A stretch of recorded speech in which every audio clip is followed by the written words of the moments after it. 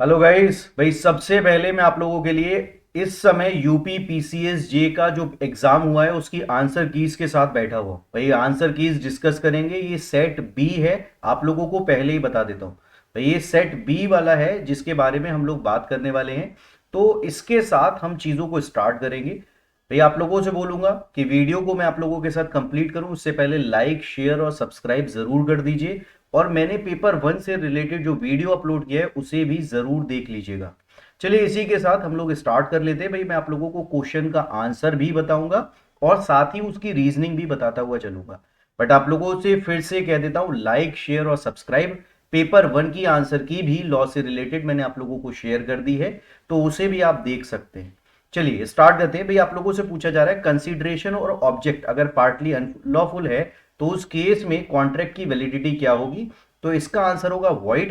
Reason क्या है? Section 23 of Indian contract act. देखो इस बार का पेपर जो आया है ना, उसमें वैसे जनरली ना हर जगह अगर इंडियन कॉन्ट्रैक्ट एक्ट के क्वेश्चन पूछे जाते थे तो सीक्वेंस में इंडियन कॉन्ट्रैक्ट एक्ट ही पूछा जाता था। बट इस बार इन लोगों ने ऐसा कोई पॉइंट फॉलो नहीं किया है। इन लोगों ने कभी सीपीसी दे दिया, कभी कॉन्ट्रैक्ट दे दिया, तो स्टूडेंट जो है एक बैरक से दूसरे बैरक, दूसरे बैरक से तीसरे बैरक ऐसे घूमता रहेगा।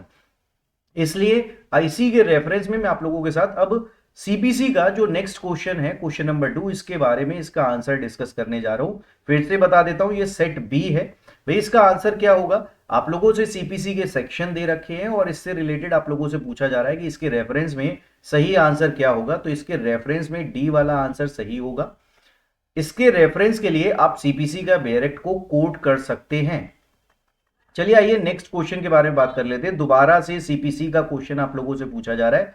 आप लोगों से पूछा जा रहा है क्रोनोलॉजिकल ऑर्डर में आप लोगों को यह बताना है कि कौन सा सेक्शन पहले आएगा और फिर उसके बाद कौन सा सेक्शन आएगा।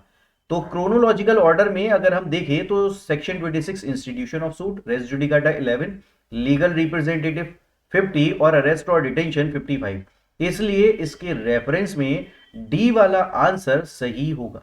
ठीक है, डी वाला आंसर इसके रेफरेंस में सही होगा।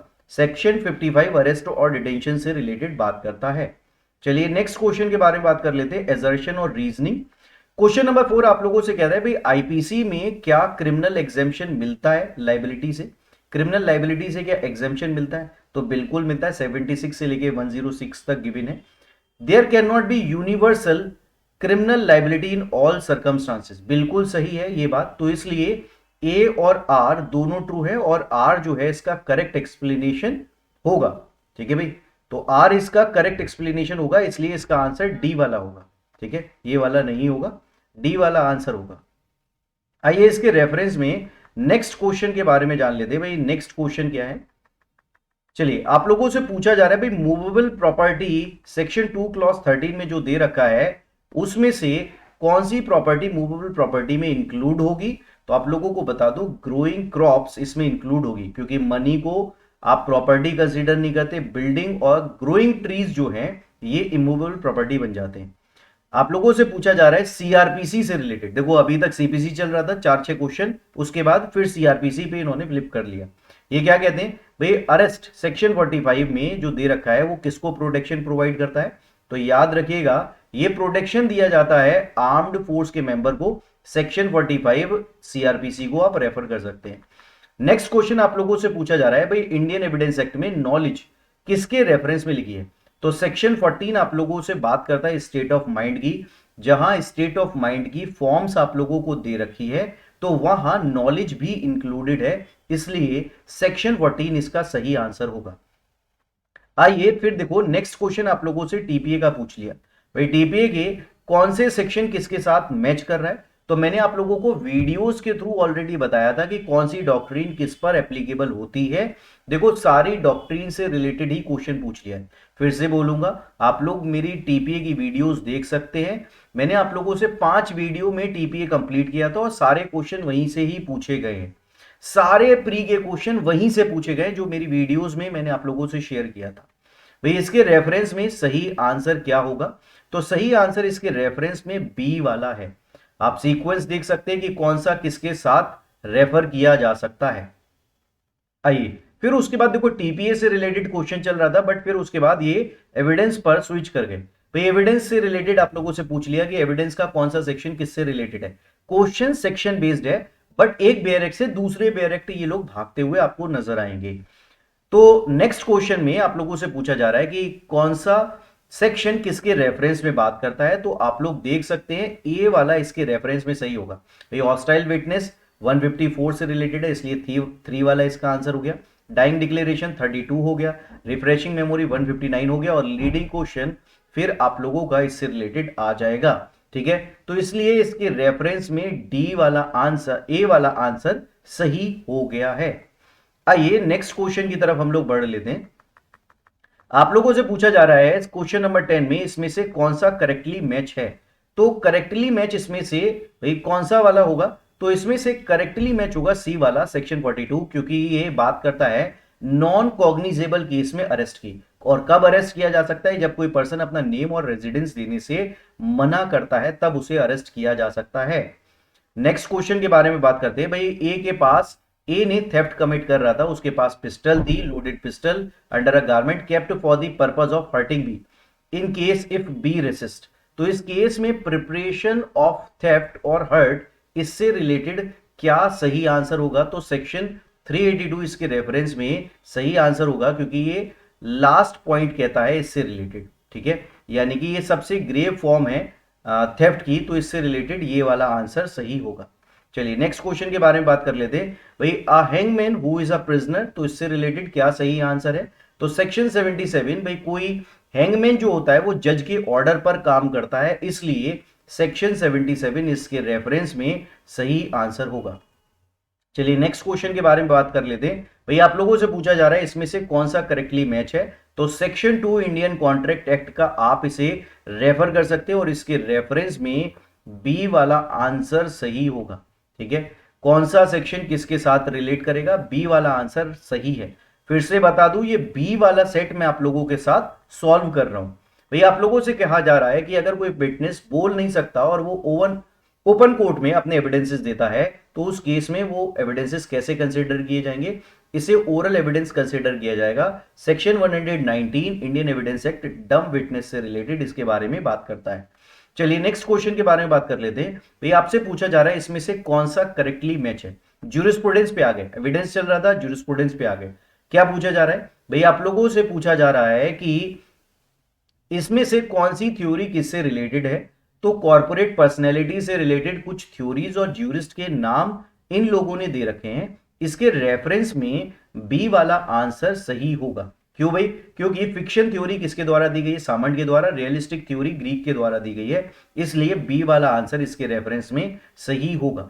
चलिए क्वेश्चन नंबर 16 के बारे में बात कर लेते हैं। करेक्ट मैच करना है आप लोगों को, तो आप लोगों से पूछा जा रहा है part performance, conditional transfer, appointment of receiver, implied contract by mortgage.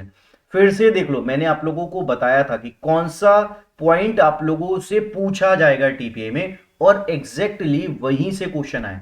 तो देखो मैंने आप लोगों से कहा था एमपी में गारंटी फुलफिल करी, पंजाब में गारंटी फुलफिल करी, इसी तरीके से मैंने यूपी के एपीओ में और उत्तराखंड के एग्जाम में गारंटी फुलफिल की, कि जो बता रहा हूं प्री में वहीं से क्वेश्चन आएगा। स्टूडेंट वीडियोस नहीं देखते, बट फिर से बोलूंगा भाई वीडियो कोई भी और प्री देने जाओ, छत्तीसगढ़ का आने वाला है, प्री की वीडियो देखकर जाओ। भले ही आपको कॉन्सेप्ट नहीं पता, बट अगर आपको यह पता है ना कि बेयर एक्ट में से यहां से क्वेश्चन आएगा, तो फिर वो चाहे आपको कितना भी घुमा ले, आप बिल्कुल सही आंसर पे पहुंच जाओगे।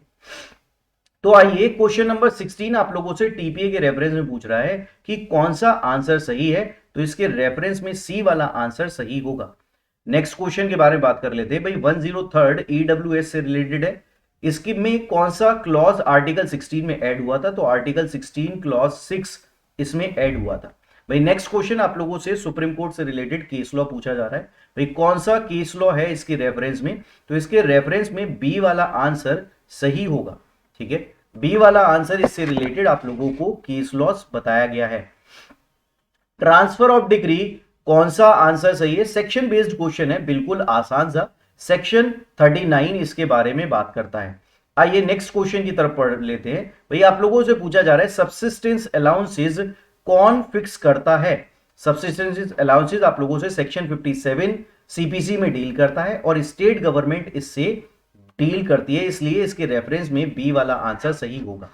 नेक्स्ट क्वेश्चन आप लोगों से एजर्शन और रीजनिंग से रिलेटेड है। आप लोगों से यूएन चार्टर पूछा जा रहा है। यूएन चार्टर भी मैंने आप लोगों को वीडियोस के थ्रू पढ़ाया था और देखो क्वेश्चन वहीं से पूछा जा रहा है।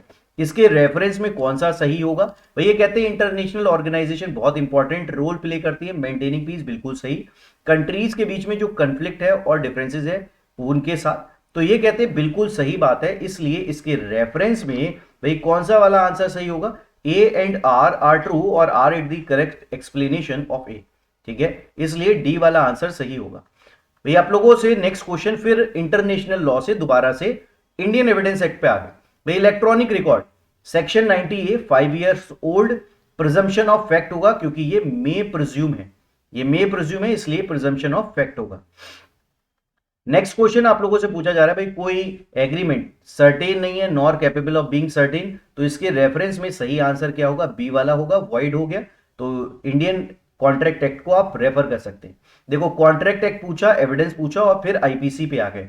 सेक्शन 124A आईपीसी, भाई पूछ रहे हैं कि डिससेटिस्फेक्शन का क्या, डिसअफेक्शन का क्या मतलब है? एक्सप्लेनेशन 124A की आप रेफर कर सकते हैं, डिसलॉयल्टी और all feeling of enmity. Next question के बारे में बात कर लेते हैं। भाई आप लोगों से पूछा जा रहा है इसमें से कौन सा स्टेटमेंट करेक्ट है? तो ए वाला स्टेटमेंट ज्यादा करेक्ट है क्योंकि सेक्शन 2H में ये आप लोगों को मिल जाएगा। सेक्शन 2H आप लोगों से इसके रेफरेंस में बात करता है। आइए नेक्स्ट क्वेश्चन की तरफ हम लोग बढ़ लेते हैं। भाई आप लोगों से फिर से एजर्शन और रीजनिंग। भाई देखो ये जो फॉर्मेट है ना एजर्शन रीजनिंग वाला, या तो एलएलएम के पेपर में आप लोगों को मिलता है या नेट के पेपर में आप लोगों को मिलता है। एजर्शन और रीजनिंग कम जुडिशरी के पेपर में पूछा जाता है, बट इस बार इन लोगों ने फॉर्मेट एजर्शन और रीजनिंग का रखा। तो यानी कि अगर आपको बेसिक कॉन्सेप्ट पता है, देखो एजर्शन और रीजनिंग इसकी टफ नहीं है, अगर आप लोगों को ना बेसिक कॉन्सेप्ट पता है तो आसानी से आप इस क्वेश्चन को कर जाओगे। बेसिक कॉन्सेप्ट, टफ कॉन्सेप्ट के बारे में ये बात ही नहीं कर रहे हैं। जैसे कि आप लोगों से पूछ लिया एजर्शन और रीजनिंग में, तो इससे रिलेटेड क्या सही आंसर होगा? भाई बी वाला आंसर इसके रेफरेंस में सही होगा। सेक्शन 2G और section 2H Indian contract act को आप रेफर कर सकते हैं। 2G और 2H की डेफिनेशन आप लोगों से यहां मिलती है। आइए नेक्स्ट क्वेश्चन के बारे में बात कर लेते हैं। आप लोगों से पूछा जा रहा है कि यहां इसमें से कौन सा सही होगा? भाई आप लोगों से फिर से किस पे आ गए? एविडेंस एक्ट पे आ गए। तो एविडेंस एक्ट में कौन सा इससे रिलेटेड सही होगा? क्वेश्चन नंबर हो गया 27। जो आप लोगों से सी वाला आंसर है ये बिल्कुल सही होगा। आप लोगों से सेक्शन लिखे हुए एविडेंस एक्ट के, आप इन्हें रेफर कर सकते हैं। सेक्शन 3, सेक्शन 11, सेक्शन 105 और सेक्शन 6। फिर से बता देता हूं, सारे वही पॉइंट हैं जो आप लोगों से मैंने डिस्कस किए थे। देखो फिर से आ गया, आप लोगों से टीपीए का क्वेश्चन पूछ लिया। भाई मॉर्गेज किससे रिलेटेड है? यूनिवर्सल डोनी किससे रिलेटेड है? रिडम्पशन परचेज किससे रिलेटेड है? इसके रेफरेंस में बी वाला आंसर टीपीए का बिल्कुल सही होगा। ठीक है, होल्डिंग ओवर 116 में, यूनिवर्सल डोनी 127 इंडियन गिफ्ट से रिलेटेड है। तो इस तरीके से आप इसे रिलेट कर सकते हो ताकि आप लोगों को आंसर बिल्कुल सही मिल जाए।